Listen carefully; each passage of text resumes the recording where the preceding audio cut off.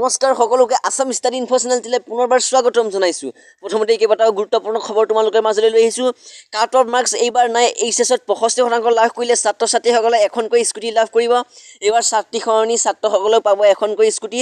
আৰু মেট্ৰিকত যোনসকল ছাত্ৰ-ছাত্ৰীয়ে 75%ৰ ওপৰ পাইছিলে তেওঁলোকে 16,000কৈ টকা পাব আৰু সকলোৱে পাব এবাৰ 16,000কৈ টকা। যোনসকল ছাত্ৰ-ছাত্ৰীয়ে 75% ওপৰ পাইছে তেওঁলোকক সকলোকে মই নিউজটো আজি লৈ আহিছো এই ভিডিঅ'ৰ মাধ্যমে। তোমালোকে নিশ্চয়কৈ আজি ভিডিঅ'টো শেষলৈকে চাই যাবা। আমাৰ চেনেলটো তোমালোকে ছাবস্ক্ৰাইব কৰি নটিফিকেশ্যন বেলটো অল কৰি ৰাখিবা যাতে আমি দৈনিক ভিডিঅ'সমূহ দিয়াত তোমালোকে পাই থাকা। আৰু নিশ্চয়কৈ ভিডিঅ' লাইক এটা কৰি দিবা। তো ব'লা আজিৰ ভিডিঅ'টো আমি আৰম্ভ কৰোঁ। এইচএছত এবাৰ 65% লাভ কৰিলে ছাত্ৰ-ছাত্ৰীসকলে এখনকৈ স্কুটি লাভ কৰিব। যিহেতু এবাৰ ছাত্ৰীৰ সলনি ছাত্ৰসকলেও এখনকৈ স্কুটি লাভ কৰিব। ইয়াত এটা টুইট দেখিবলৈ পোৱা গৈছে ডক্টৰ হিমন্ত বিশ্ব শৰ্মাৰ।